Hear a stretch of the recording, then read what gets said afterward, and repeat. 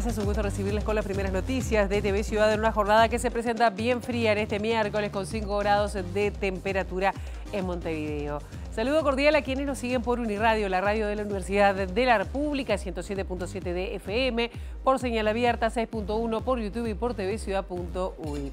Vamos a repasar rápidamente el pronóstico del tiempo proporcionado por el Instituto Uruguayo de Meteorología, que tenemos para hoy una máxima de 14 grados, el cielo estará algo nuboso con periodos de claro. Mañana jueves 19 de junio, feriado para algunos. Las temperaturas, bueno, las mínimas bajan, 3 grados la mínima, 15 grados la máxima, o sea que abrigarse en esta jornada. Y el viernes 20 de junio, como avanza junio, 3 la mínima, 15 grados la máxima, el cielo estará soleado según meteorología. No se prevén precipitaciones para las próximas horas. Tenemos muchos temas para compartir con ustedes hasta las 9 de la mañana y una que se concretó en esta madrugada porque Diputados aprobó el proyecto de rendición de cuentas y con esto ya tiene media sanción parlamentaria. La bancada de la oposición no acompañó algunos aditivos propuestos por el Poder Ejecutivo para el aumento del tope de deuda, pero el Frente Amplio consiguió un acuerdo con Cabildo Abierto y votó estos incisos, especialmente para algunos temas como por ejemplo ya vamos a ver vinculados a la Administración de Servicios de Salud del Estado. Las vacaciones de julio, bueno, buenas noticias para algunos niños van a querer un poquito más, pero bueno, finalmente se votó que en primaria se acordó que las vacaciones serán del 30 de junio al 4 de julio. Una semanita manteniendo el calendario fijado. ANEP además confirmó que los comedores de 123 escuelas van a permanecer abiertos, asegurando la alimentación escolar. Más detalles en un ratito nada más. El fiscal de delitos económicos, Gilberto Rodríguez, se comunicó con los legisladores Óscar Andrade y Daniel Diverio, integrantes del Partido Comunista, ex dirigentes del Sindicato de la Construcción, y les informó que por ahora no están imputados en la causa por el desvío del fondo de la vivienda de obreros de la construcción, y así lo contestó a la solicitud de defensa de estos dos legisladores. Vamos a hablar de desempleo, porque ustedes saben que hay diferencias en todo el territorio nacional. Bueno, pues bien, 33 es el departamento con mayor desempleo en el país y Maldonado es el que tiene menos desocupación. Esto según datos publicados por el Instituto Nacional de Estadística. Vamos a ver un detalle de todos los departamentos del país. La Junta de Montevideo, bueno, aprobó con una mayoría especial implementar el voto electrónico, que de todos modos va a seguir conviviendo con la mano alzada en algunos casos que vamos a detallar a continuación, pero bueno, será una cosa interesante que estén concretamente habilitado este voto electrónico para saber quién vota qué proyecto en la Junta Departamental de Montevideo. Sobre las 8:30 de la mañana vamos a estar recibiendo a Fernando Miranda, quien es uno de los 4 candidatos al rectorado de la Universidad de la República, que justamente en esta jornada de este miércoles va a sesionar con la Asamblea General del Claustro para tener la primera votación de cara a la elección del rector de la universidad. Bueno, Fernando Miranda va a estar con nosotros 8:30 de la mañana y es actual decano de la Facultad de Artes de la Universidad de la República, el único que no es docente de ingeniería. Vamos ahora a abrir la ventana hacia las calles de Montevideo para, con datos del Centro de Gestión de Movilidad, ver por dónde circular, por dónde no. @IMTránsito, @MBTransporte para seguir en tiempo real cualquier cambio en la circulación. Y con ese sol ahí apenas saliendo sobre Montevideo, les decimos que hay algunos cortes programados que ya les adelantamos. Tapes entre Mendoza y Jujuy. El corte se va a extender hasta las 7 de la tarde por una filmación. Pedro Bustamante, entre Francisco Bauzá y Demóstenes. El corte también será hasta las 7 de la tarde por trabajo de grúa. Y Belsen, entre Colombes y Ámsterdam, el corte será hasta las 20 horas por trabajos de hormigonado.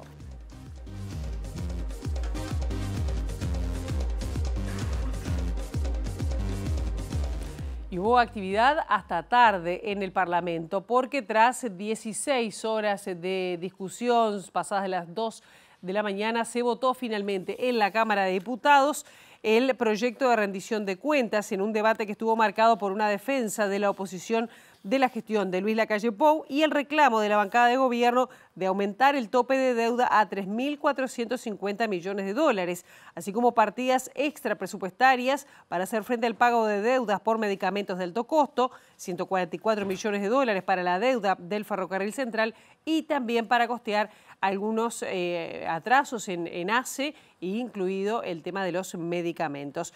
El proyecto se votó en general con 96 votos, son 99 presentes, mientras que para los artículos que incluían el aumento del tope de deuda, el Frente Amplio contó con el apoyo de 2 diputados de Cabildo Abierto, con los que hizo mayoría y aprobó el sustitutivo del artículo 6. El Partido Nacional, como decíamos, aprobó o votó, dio su voto para el proyecto en general del proyecto de rendición de cuentas, pero no acompañó los aumentos de gastos solicitados, como estábamos diciendo recién. Pablo Abdala, diputado blanco, dijo que el aumento del tope de endeudamiento que solicitó el gobierno no es necesario. El Partido Nacional llegó a esta instancia de debate con relación a la rendición de cuentas con la expectativa de que aquí se generara un intercambio que permitiera alcanzar conclusiones verosímiles en cuanto a la realidad del país y del Estado de la Nación. Y tras 9 horas de intercambio que llevamos a esta altura de la sesión, debemos decir que estamos muy satisfechos con las resultancias de este proceso de debate parlamentario. En primer lugar, por algo que creo que es muy importante poner de relieve, y es que el país va a tener rendición de cuentas, que es algo muy importante desde el punto de vista del funcionamiento institucional del Uruguay. Sin perjuicio de que votemos como vamos a votar por las razones que ya expresé y porque todos estos aspectos están contenidos en el informe que el propio gobierno, que el propio Poder Ejecutivo remitió al Parlamento, sin embargo, vamos a votar negativamente algunas disposiciones que tienen que ver, repito, con lo que yo insinué recién, o más que insinué, mencioné. Claramente, desde el gobierno se ha intentado disimular esta circunstancia haciendo referencia a la preocupación con relación a determinados gastos postergados que lo llevarían al actual gobierno a aumentar el tope de endeudamiento. Nosotros entendemos, y creo que quedó también demostrado, que eso es absolutamente innecesario, que gastos postergados hubo siempre en toda la historia económica y presupuestal del Uruguay, que los hubo en una medida equivalente a la que los hay hoy en el año 2020, cuando asumió nuestro gobierno, y que para eso no es necesario que ahora, en esta oportunidad con relación a los gastos postergados del 2024, sea necesario aumentar el tope de endeudamiento. En el mismo sentido se expresó el diputado del Partido Colorado, Gabriel Gurméndez, que su partido también se opone a elevar el tope de endeudamiento y dijo además que son inoportunos algunos artículos. Entre ellos mencionó los 144 millones de pesos solicitados por el gobierno para hacer frente a las obligaciones generadas por el Ferrocarril Central y los 2.600 millones de pesos para pagar deudas de ACE. Si se dice que hubo festival electoral, al pedirnos un endeudamiento de esta magnitud, lo que nos están diciendo es que la fiesta siga.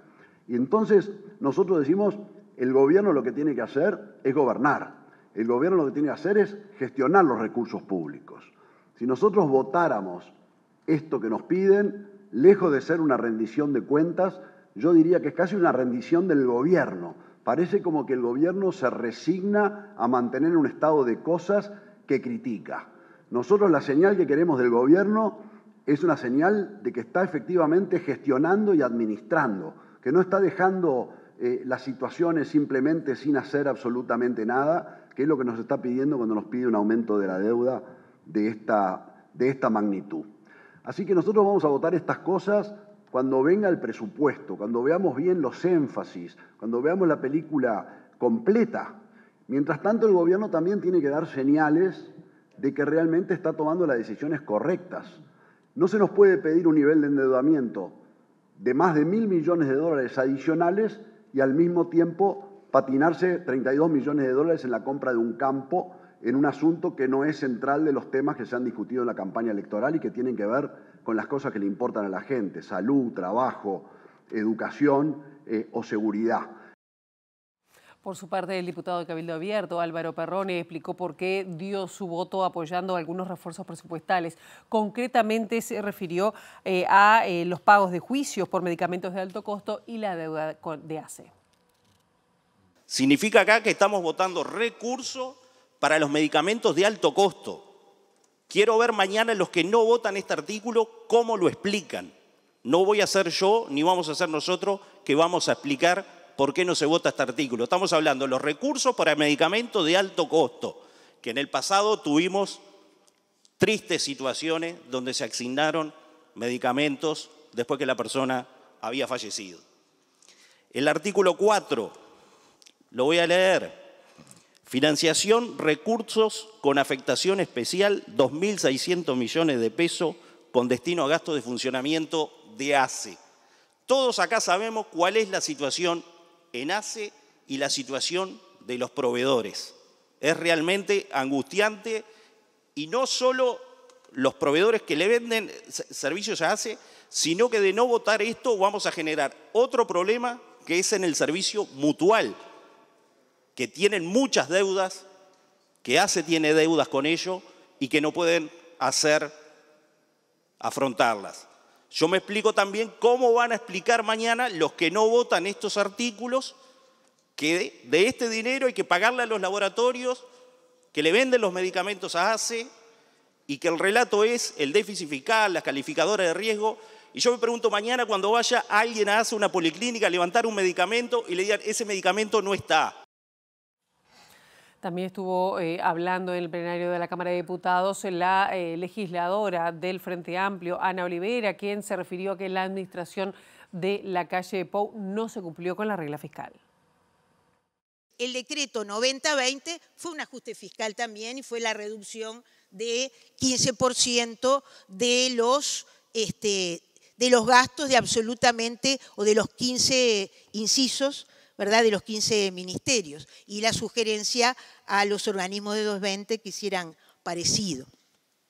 Volviendo al punto, el ministro dice que en realidad se incumplieron los 3 pilares de la regla fiscal, que no quiere decir, y lo dice con total claridad, y no les voy a leer toda la versión taquigráfica, no se asusten, que puede, es decir, que piensa aplicar una regla fiscal o que debería aplicarse una regla fiscal con otras características, manteniendo el carácter de regla fiscal. Algunas de esas características que están dichas por el propio Consejo Fiscal Asesor.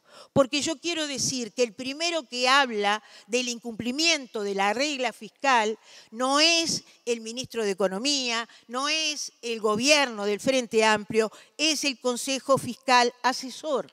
El Consejo Fiscal Asesor, dice el ministro, y todos lo sabemos acá, una entidad creada por la institucionalidad fiscal que puso a funcionar la LUC, y es que los 3 pilares fueron incumplidos durante el año 24. ¿Qué dice el Consejo Fiscal Asesor? Todos ustedes pueden acceder por internet al informe producido el día 20 de febrero del 25. Y dice: cumplimiento de las metas fiscales 2024. Por primera vez desde la creación de la nueva institucionalidad fiscal en 2020, se observó en 2024 simultáneamente un incumplimiento en las metas indicativas de los pilares 1 y 2, la activación de la cláusula de salvaguarda del pilar 3 de la regla fiscal. Vamos a volver a lo que pasó ayer en el Parlamento un poquito más adelante, pero ahora vamos con declaraciones del presidente de la República, Yamandu Orsi, quien dijo que darle valor a la continuidad es algo disruptivo, así lo dijo, quien enfatizó que pensar que iba a empezar su gobierno pateando las estanterías, que siga esperando sentado. Las declaraciones las hizo en el marco de la presentación oficial de un centro educativo, TUMU, en Uruguay, ubicado en el Aeropuerto Internacional de Carrasco, una gestión que él inició siendo intendente de Canelones. Pienso que estamos ante un hecho absolutamente y ante un acontecimiento absolutamente disruptivo. Y hoy lo disruptivo es darle valor a la continuidad de las cosas. porque la casualidad o lo que sea hizo que yo en la gestión de la Intendencia, porque el aeropuerto está en Canelones, tuviera que coordinar desde hace ya un tiempo con ustedes para ver qué hacíamos con esto de Tumo, y ahí hablamos con Miguel, que lo conozco, pero a su vez con las autoridades anteriores del Ceibal y con las autoridades del gobierno anterior para que esto fuera un hecho y se concretara. Y estamos además, por casualidad o por lo que sea, en el aeropuerto, que fue el gran símbolo que ante el mundo se mostró como un presidente iba junto con el otro, que en su momento Jorge Valle y Tabaré Vázquez, para mostrar que Uruguay tenía otra forma de hacer las cosas. Y hoy yo creo que darle valor a las cosas que se acumulan positivamente, creo que es disruptivo. Así que el que piense que voy a empezar a gobernar pateando todas las estanterías, que siga esperando sentado.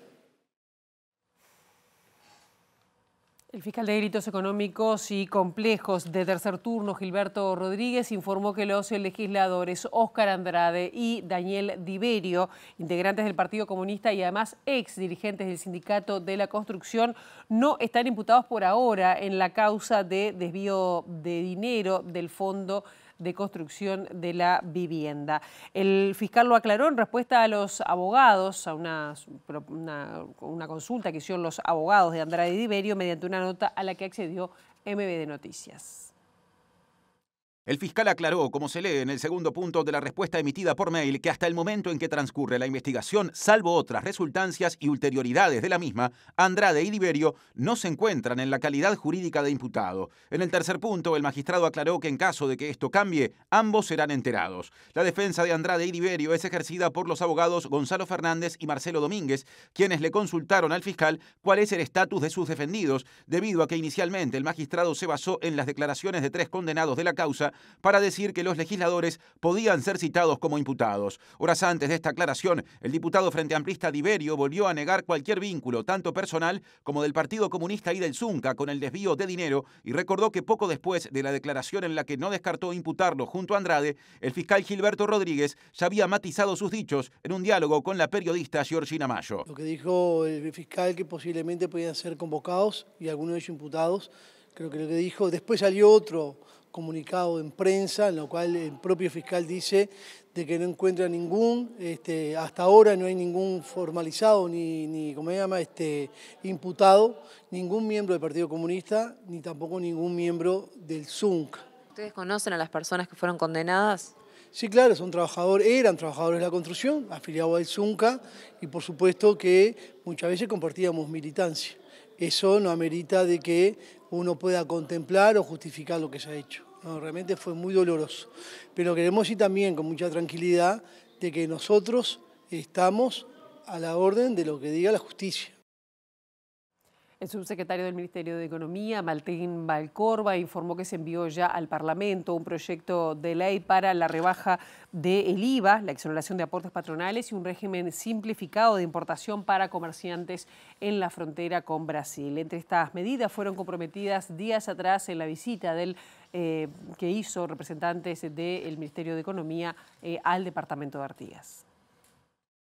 La Dirección General Impositiva emitirá esta semana una resolución para permitir la rebaja del IMESI y se promulgará un decreto para extender el subsidio de 100% del costo de arrendamiento del POS. Valcorba subrayó que se prevé que el impacto de las decisiones adoptadas no solo facilite el trabajo de los comerciantes, sino que permita avanzar en generar y formalizar empleo y aumentar la recaudación del Banco de Previsión Social. En la rebaja del IVA, el costo directo que implica dejar de recaudar el IVA que hoy se está recaudando, es del orden de los 3 millones de dólares. Pero este costo, que es el costo inicial, directo, bruto que tiene la medida, en parte se va a ver compensado porque si estas medidas son exitosas y logramos aumentar las ventas formales del lado uruguayo de la frontera, eso va a redundar también en una mayor recaudación de IVA y por lo tanto ese costo inicial se va a ver reducido y si somos muy exitosos y las ventas formales del lado uruguayo aumentan de manera importante, eventualmente se pueden neutralizar. Lo mismo sucede con el IMESI. La rebaja del IMESI tiene un costo aproximado de unos 3 millones de dólares, que también en la medida que logremos aumentar las ventas de nafta del lado uruguayo, la recaudación asociada a esa mayor venta va a ir también, digamos, contrarrestando ese costo inicial, y dependiendo de cuán exitoso termine siendo la medida, el costo puede llegar a ser cero, o bueno, digamos, eso es de los elementos que vamos a estar evaluando en los próximos meses, viendo un poco el resultado que generan estas medidas. Y vamos a hablar ahora de empleo, porque 33 es el departamento que presenta mayor índice de informalidad y también de desempleo, estos según datos del Instituto Nacional de Estadísticas. Y además hay 5 departamentos que en el primer trimestre del año presentan un desempleo de 2 dígitos. Según los datos publicados, 33 mantiene 16,6% de informalidad y es el departamento con mayor tasa de desempleo. Le siguen Río Negro con 13,4%, Paysandú con 13%, Artigas con 12%, Durazno 11,4% y La Valleja con 10,7%. Los 6 departamentos con la tasa más baja de desempleo, según el último informe del INE, son Rocha con 7,6%, Montevideo 7,1%, Flores 6,1%, San José 5,8%, Cerro Largo 5% y Maldonado 4,6%. Si se compara con el boletín anterior, de enero a marzo de este año, la cantidad de departamentos con desempleos de 2 dígitos bajó, ya que en ese entonces el grupo era mayor, el cual estaba conformado por 33 Río Negro Artigas, Paysandú, La Valleja, Durazno, Salto y Soriano. En tanto, la mayor tasa de actividad del periodo analizado se la lleva el departamento de Soriano con 69,7%. El podio también lo completan Maldonado con 69,2% y Artigas con 68,3%. En el informe previo, el podio de tasa de actividad estaba conformado por los mismos departamentos, pero con porcentajes diferentes, en Soriano 70% y en Maldonado 69,9%. En tanto, Artigas, con un 68,3%, tuvo el mismo porcentaje de actividad. El departamento con la tasa de actividad más baja es 33, con el 55,4%, seguido por San José y Cerro Largo. El INE consideró que Flores fue el departamento con la menor tasa de informalidad en Uruguay, llegando al 14,8%. A este le siguen Montevideo con 15,3% y San José con 19%. La Coordinación por Palestina realizó una marcha que concluyó frente a Torre Ejecutiva reclamando un cambio de postura del gobierno uruguayo frente a la situación en Gaza. Los sectores convocantes reclamaron al Estado que defina el conflicto como genocidio y que se rompan relaciones diplomáticas con Israel. También siguen solicitando ser recibidos por Presidencia de la República. ¿O no aprendieron la lección del año 40? Es urgente ¿O no? manifestarse El mundo en no contra del supo detener al Convocamos a una acción performática colectiva. Ahora hay que parar al nazisionismo. Una gran alerta. Estamos en vivo para TV Ciudad. Quería consultarle, ¿plantean la posibilidad de que el Estado uruguayo rompa relaciones con Israel? Sí, estamos planteando eso. Estamos planteando que cierre la agencia, que rompa las relaciones con un Estado genocida, que expresa el nazisionismo del siglo XXI. ¿Qué estamos esperando? Hay que ser fuertes y contundentes en la postura uruguaya. La postura uruguaya en este camino de buscar la paz no es posicionarse de un lugar si rompe relaciones con Israel. Es que el Estado de Israel, el régimen sionista, no busca la paz, busca la masacre, la muerte. Es una máquina de destrucción. Y por eso tenemos que decirle basta. ¿Le van a hacer llegar algún mensaje a Presidencia? ¿Le van a hacer llegar algún mensaje a Presidencia? El mensaje se lo hicimos llegar hace mucho. Estamos esperando la audiencia hace 4 meses. Tenemos la expectativa que nos reciba. Por su parte, el ministro de Relaciones Exteriores, Mario Lubetkin, informó que los 2 intendentes electos de Paysandú, Nicolás Olivera, y de Salto, Carlos Albizu, se encuentran ya en viaje hacia Uruguay por tierra, por Jordania, tras encontrarse en Israel por la realización de un seminario al que fueron invitados y dada que el agravamiento de la situación allí, buscaron que, el retorno a nuestro país. Lubetkin se encuentra además ahora en Nueva York para negociar el retorno de los soldados uruguayos que están en la República Democrática del Congo. 2 intendentes ya salieron de Israel y salieron por tierra. Y la operación fue del gobierno israelí, nosotros no tenemos nada que ver, fueron ellos que lo llevaron, fueron ellos que lo sacaron y ahora tendrán un largo recorrido hasta llegar a Uruguay. Nosotros estamos focalizados en lo que estamos detectando, que son uruguayos no residentes que están transitoriamente en Israel. No nos lo han pedido muchos, solamente hemos recibido algunos pedidos, pero estamos tomando algunos escenarios de emergencia para tener un mínimo de capacidad. Por otro lado, Lubetkin explicó que este miércoles tendrá varias reuniones con personal militar y civil de la ONU en Nueva York para intentar destrabar la salida de parte del batallón uruguayo en el Congo.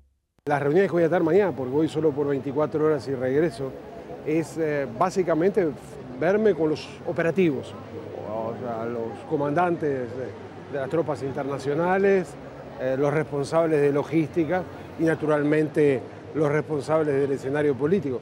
Tenemos que sentarnos en la mesa y trabajar en detalle para ver cómo se resuelve. Supuestamente hay voluntad de todos, pero en un escenario internacional donde la situación en el Congo es la que es y la situación en Ruanda es la que es, a la voluntad a veces se le bloquea con escenarios puntuales, pero como nos indicó claramente el presidente Orsi, tenemos que resolverlo. El Ministerio de Salud Pública desestimó extender las vacaciones de primaria, inicial y primaria, que van a quedar en una semana, del 30 de junio al 4 de julio, porque la cantidad de casos de infecciones respiratorias es incluso menor a otros años. De todas formas, las autoridades instan a extremar los cuidados para evitar contagios. El uso del tapabocas, el lavado de manos, el uso de alcohol gel.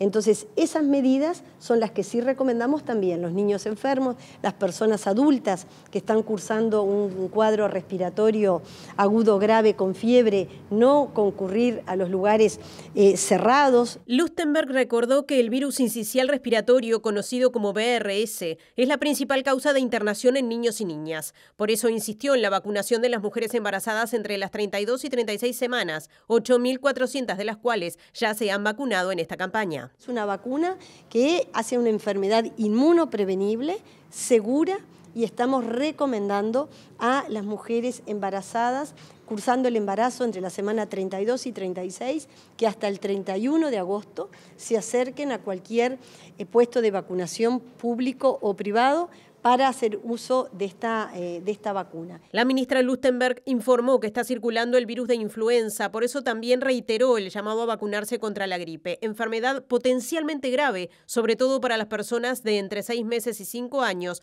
mayores de 65 años o con enfermedades crónicas.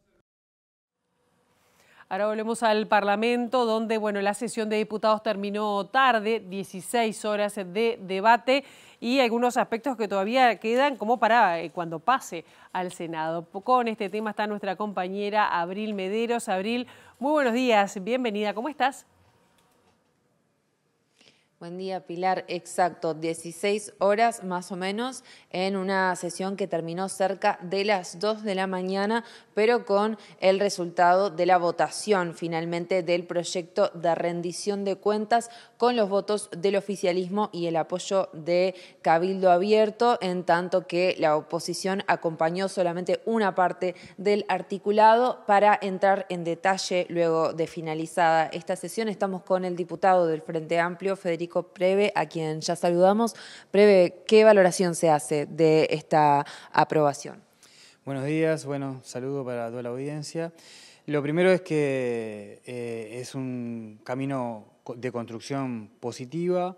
Logramos en una Cámara de Diputados donde no hay mayorías absolutas, acuerdos necesarios. Esto es un acuerdo importante porque el gobierno viene a hacerse cargo, se está haciendo cargo de una situación fiscal bastante compleja, una rendición de cuentas de un presupuesto de una administración pasada, con la situación fiscal que en el consolidado es de consolidado público un 4.6 del déficit, un déficit fiscal importante en los últimos 35 años, y el gobierno viene a hacerse cargo, a empezar a ordenar dentro de la estantería algunos libros que estaban medio caídos, y con una Cámara de Diputados que también estuvo a la altura de la circunstancia histórica, y se logran las mayorías para construir. Es un mensaje hacia la ciudadanía de que la Cámara de Diputados logra acuerdos para hacerse cargo de gobernar.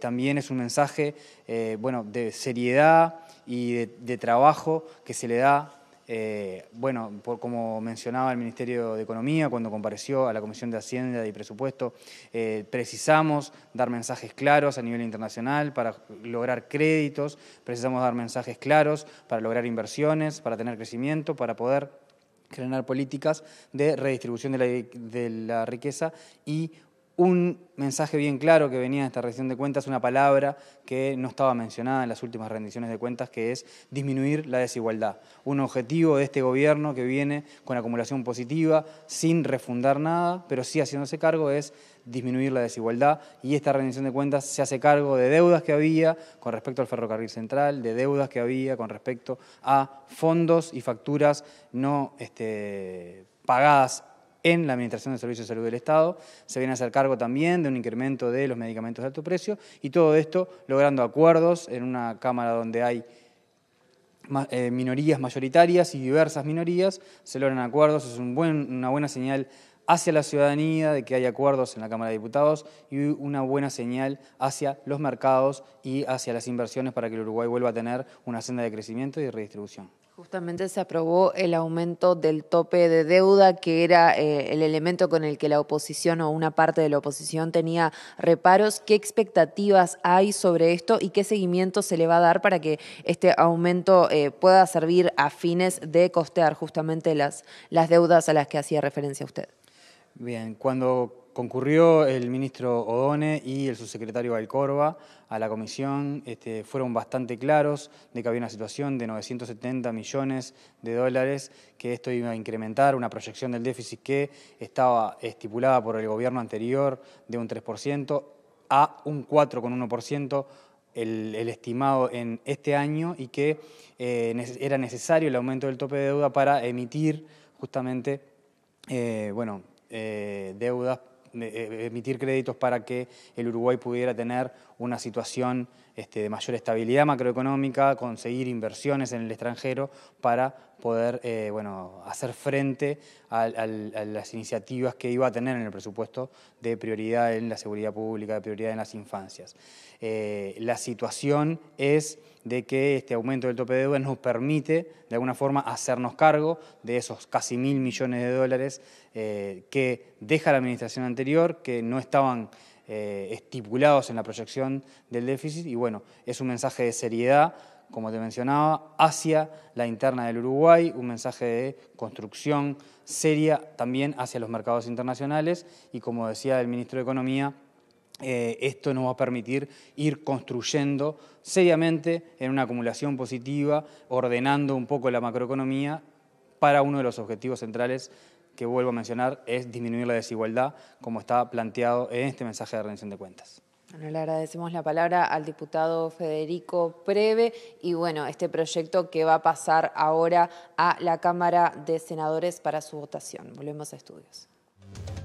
En este segundo bloque de MD Noticias estamos recibiendo con muchísimo gusto a Fernando Miranda, que es uno de los candidatos a rector de la Universidad de la República. Miranda es decano de la Facultad de Artes y bueno, ya le damos la bienvenida. Un gusto que esté con nosotros esta mañana. Muchas gracias por la invitación, un gusto para mí. Por favor, es además un día especial porque hoy va a ser la primera votación de la Asamblea General del Claustro para ver cómo vienen, ¿no?, los apoyos de estas 4 candidaturas, 4 hombres.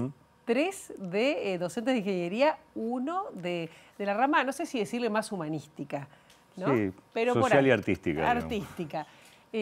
¿Cómo viene? ¿Cómo se diferencia del resto de sus contendientes? Bueno, en principio hay un clima muy fraterno y de mucha conversación y de mucha cercanía. Los compañeros que están en esta carrera, digamos, conmigo, son compañeros de larga trayectoria universitaria. Nosotros hemos construido una plataforma ya desde hace unos meses que se llama Construye Universidad, donde participan docentes de distintos servicios, donde hemos tenido la incorporación del colectivo de estudios afro-latinoamericanos, que nos ha dado una muy interesante perspectiva para construir el programa.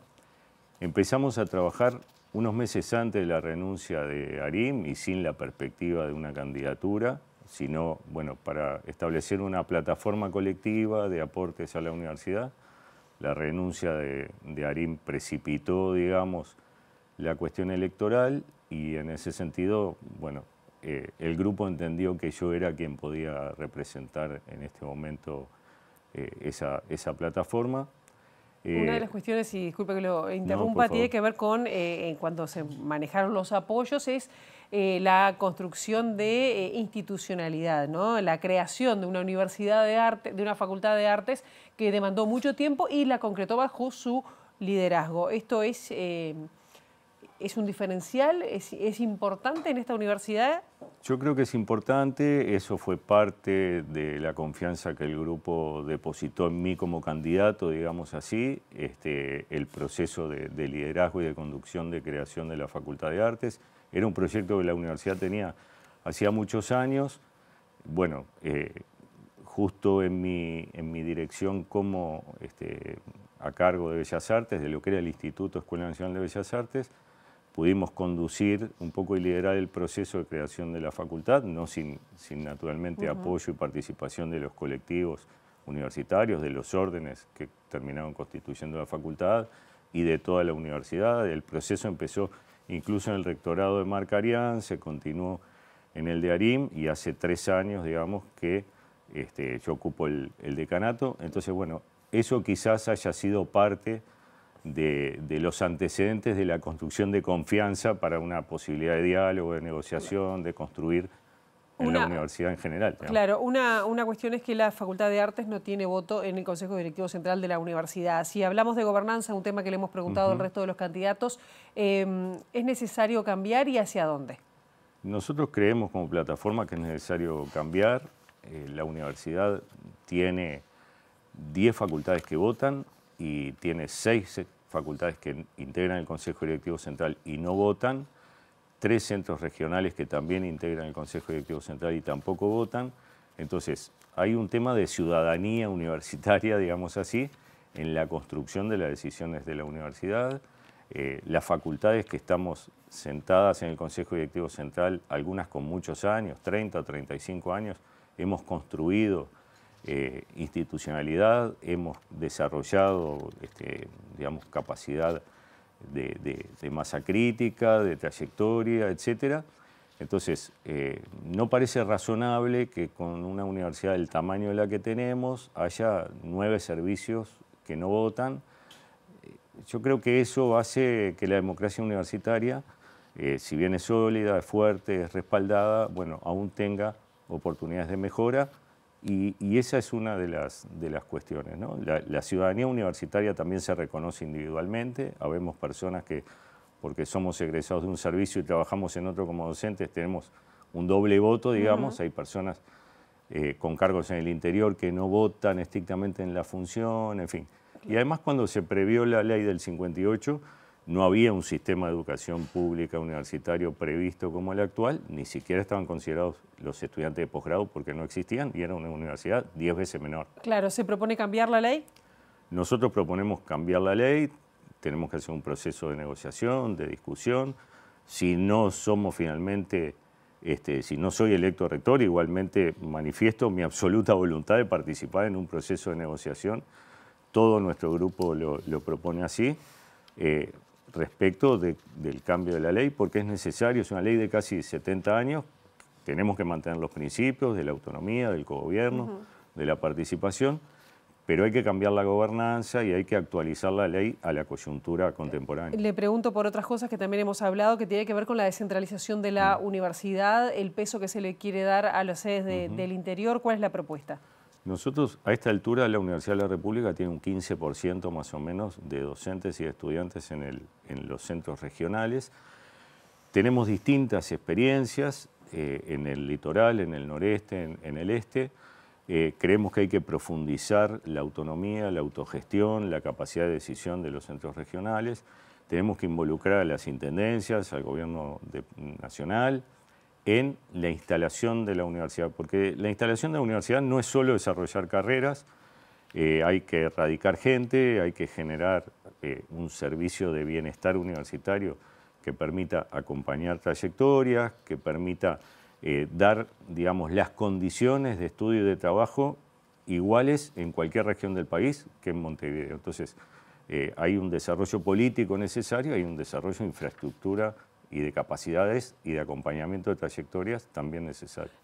¿Va por fortalecer esas sedes, crear nuevas? ¿Cuál sería la propuesta? Nosotros vamos por fortalecer las sedes que existen y por tratar de mejorar digamos, el inicio de la proyección de la universidad en el suroeste, digamos, en Colonia y en Soriano, en parte de San José. Allí tenemos que desarrollar infraestructura y desarrollar condiciones. Hemos sido un poco voluntaristas como universidad en comenzar los cursos. Hay más de 400 personas que han iniciado cursos en el suroeste, con lo cual efectivamente uno ve una demanda interesante y una necesidad de instalar la universidad. Claro.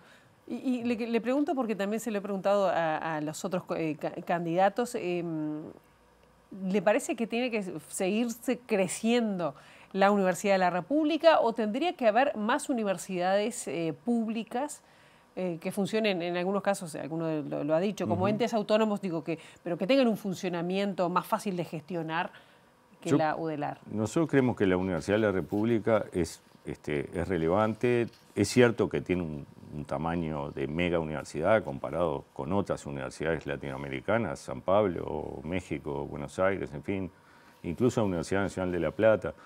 Pero aún así creemos que todavía es posible gestionar. Es posible gestionar en la medida que encontremos algún estamento de cogobierno de cercanías, digamos así, donde, bueno, por agrupación de servicios de Montevideo, por mayor capacidad o mayor desarrollo de las capacidades de los centros regionales, también vayan jerarquizando su accionar y adquiriendo niveles de autogestión relevantes. Y tenemos un debe con el suroeste y también luego, eventualmente, pero más a largo plazo, habrá que pensar la zona centro del país y cómo se establecen esos centros regionales. Consolidar los que tenemos sin duda, el suroeste tenemos que ver ahora cómo avanzamos. Cuando yo decía, bueno, hay que hacer algún proceso de tipo licitatorio, digamos, donde, bueno, aquellos departamentos o regiones que quieran tener la Universidad de la República tienen que participar. No es una cuestión de dinero, a veces son cuestiones logísticas, de infraestructura, en fin, ¿no? Porque después, qué sé yo, Salto y Paysandú están a 100 kilómetros y es difícil a veces la comunicación, incluso por frecuencia de ómnibus. Entonces, ahí no hay cuestión de dinero, hay cuestión de logística, hay cuestiones de bienestar universitario. Los estudiantes universitarios tienen que tener, digamos, los mismos servicios en cualquier lugar del país y hoy eso tenemos dificultades con eso. Le pregunto por los recursos y también la masividad de los estudiantes, que, bueno, por suerte ha ido creciendo la población universitaria, pero ¿cómo se compadece o qué propuestas hay pensando en los recursos, ¿no? Por suerte ha ido creciendo la matrícula universitaria y por suerte cada vez más gente de sectores socioeconómicos más bajos ha ido ingresando a la Universidad de la República. Está demostrado que la mayor cantidad de años en la universidad mejora las condiciones sociales y económicas de las personas, con lo cual la universidad aún sigue siendo, digamos, un instrumento de cierta movilidad social. Hay más del 50% de estudiantes que son primera generación de universitarios. Todo eso son buenas noticias. Es cierto también que hemos tenido algunos impactos particulares. Bueno, el caso de psicología este año fue una especie de baby boom, digamos, muy particular. Hay que pensar en recursos y hay que pensar en infraestructuras y hay que pensar también a nivel de propuestas curriculares, quizás digamos, postergar un semestre, 2 semestres la opción de carrera final con ciclos iniciales que duren un año y medio, de manera que, bueno, en ciertas áreas se puede hacer una formación básica común en los primeros semestres o años. Eso va a presionar seguramente menos la demanda y las capacidades de la universidad.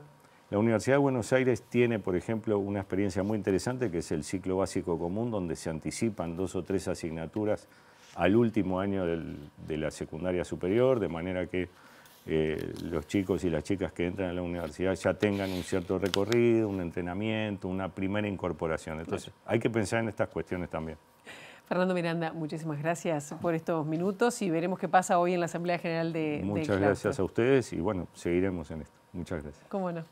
Y nosotros ahora vamos con otros temas, porque con una mayoría especial de 21 votos, la Junta Departamental de Montevideo incorporó el voto electrónico para las sesiones, aunque se va a seguir manteniendo también el voto mano alzada en algunas ocasiones. Lo vemos. Ser, si no me equivoco, la segunda Junta Departamental que cuente con estas características, con este método que también, como decía la Edila que me precedía en el uso de la palabra, garantizan un punto la transparencia y también es un mecanismo de control. Es un mecanismo de control que también contribuye a que la ciudadanía que nos elige cada 5 años para que cada uno de nosotras representemos a esa ciudadanía, sepa y pueda acceder también y conocer, bueno, cuál es también el grado de compromiso y de trabajo que tienen cada uno de los ediles y de las edilas para con este cuerpo. Así que agradecer este mecanismo del voto electrónico, creo que va de la mano también con el avance de la tecnología, nos enaltece como institución. Marilina Costa es una uruguaya que integra una empresa audiovisual que está instalada en China y que firmó un acuerdo con el estudio más grande del planeta instalado en lo que se conoce como el Hollywood chino, que busca desarrollar coproducciones con Iberoamérica. Hace 2 fines de semana atrás hicimos nuestro primer gran evento con el gran Hollywood chino, que es Hendian Wall Studios, que es el Hollywood chino. Y de hecho es el Hollywood de Asia también, que es el estudio, hub más grande del mundo. Firmamos un memorándum de entendimiento donde vamos a colaborar con ellos y la idea es atraer coproducciones, proyectos latinos y todo habla hispana en realidad y españoles con China. Y estamos organizando el primer foro audiovisual y de cinematografía entre Latinoamérica, o sea, los países de habla hispana, pero incluyendo obviamente, ¿sabes?, Brasil y Portugal y España, ¿no? Y China. Entonces, nuestra intención, ya estamos a pocos días de lanzarlo, es que vengan directores, productores, los canales de televisión, todo el medio, actores, audiovisual, que vengan a aprender un poco sobre China, el gigante asiático. Hendian Wall Studio está invirtiendo muy fuerte en estudios cinematográficos en el sudeste asiático. Entonces sería muy importante también ver posibilidades que se puedan hacer acuerdos y coinversiones para que hagan escenarios, estudios en Latinoamérica. Fueron un boom acá en China y luego se empezó, tú sabes, como los chinos, a abrir el mercado afuera y Estados Unidos, Canadá, Europa, otras partes de Asia y obviamente tratan ahora de un poco de incursionar en lo que es el mercado hispano. Como ejemplo de las diferencias a conocer del mercado audiovisual chino, Mary Lin mencionó el éxito desde la pandemia del COVID-19 de los Short Vertical Drama, miniseries hechas para los celulares que se graban en vertical de bajo costo, que incluyen publicidades y ficciones, que son muy populares en ese país y comenzaron a tener muchos seguidores en otras partes del mundo.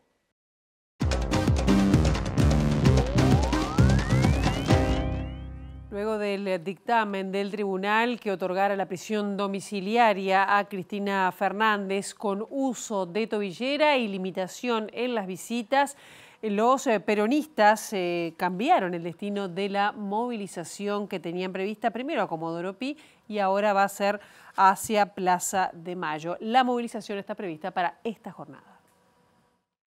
El juez Jorge Gorini definió otorgarle a Cristina Fernández la prisión domiciliaria, haciendo lugar al pedido de los abogados de la expresidenta para que pueda cumplir la condena de 6 años en la causa Vialidad en su departamento de Constitución, aunque con tobillera electrónica y un listado de personas limitado que podrán ingresar a su casa. El magistrado le notificó la decisión a la exmandataria vía Zoom en un intento por desarticular la marcha a Comodoro Pi prevista para este miércoles, ya que liberó a la expresidenta de su obligación de presentarse ante los tribunales, al tiempo que encomendó a la Dirección de Control y Asistencia de Ejecución Penal que lleve adelante la supervisión de la ejecución de la prisión y eleve a la justicia los resultados de la misma cada 3 meses. En la mañana de este martes, antes de la definición de Gorini, los fiscales Diego Luciani y Sergio Mola se pronunciaron en contra de la prisión domiciliaria y argumentaron que el arresto en domicilio es una excepción y que no cabe en el caso de la expresidenta, de quien dijeron que no padece ningún problema de salud que justifique concederle ese beneficio y que tampoco hay razones de seguridad que lo ameriten. El Partido Justicialista, mientras tanto, decidió mantener la movilización prevista para este miércoles, que en principio acompañaría a la exmandataria hasta los tribunales, y se trabaja para lograr que la jornada tenga la mayor contundencia posible, mientras que la CGT podría anunciar un paro general o acompañar la marcha, al tiempo que la Cámara Federal de Casación Penal sugirió que las dependencias que funcionan en Comodoro Pi durante la jornada de este miércoles habiliten a los empleados a cumplir sus funciones a distancia. El presidente de Estados Unidos, Donald Trump, aseguró que su país sabe dónde se encuentra el líder supremo iraní, Ali Khamenei, pero descartó por ahora tomar la decisión de matarlo. Sabemos exactamente dónde se esconde el llamado líder supremo. Es un blanco fácil, pero allí está a salvo. No vamos a eliminarlo, al menos no por ahora, señaló el mandatario republicano en la plataforma Truth Social y advirtió que no quiere que se disparen misiles contra civiles ni soldados estadounidenses, advirtiendo que su paciencia se está agotando. Según el diario New York Times, citando informes de inteligencia, Irán ha preparado sus misiles y otros equipos militares para llevar a cabo ataques contra las bases de Estados Unidos en Oriente Medio si Washington se involucra en las acciones bélicas y atacan Fordo, una instalación nuclear iraní clave a la cual se sumarían los hutíes del Yemen y las milicias proiraníes en Irak y Siria. Mientras tanto, el portavoz del ejército israelí, Efi Defrind, afirmó que han lanzado hace unas horas un ataque a gran escala en el corazón de Irán con decenas de aviones contra bases de lanzamiento de misiles dirigidos a Israel, afirmando que las fuerzas del régimen iraní han sido desplazadas hacia el centro y el oeste del país, mientras decenas de aviones de la Fuerza Aérea Israelí sobrevuelan continuamente los cielos de Irán. Las fuerzas aeroespaciales de la Guardia Republicana Islámica de Irán, por su parte, han lanzado la 10ª tanda de ataques combinados contra las bases aéreas, desde las que parten los aviones de combate israelíes, que activaron sirenas antiaéreas en la Alta Galilea, los altos del Golán, Haifa y sus alrededores, según reportan medios israelíes. Hasta aquí llegamos con esta primera edición. Ahora quedan en compañía de Ciudad Viva. La actualización informativa será a las 13, a las 18:55. Pasen muy bien. Buena jornada.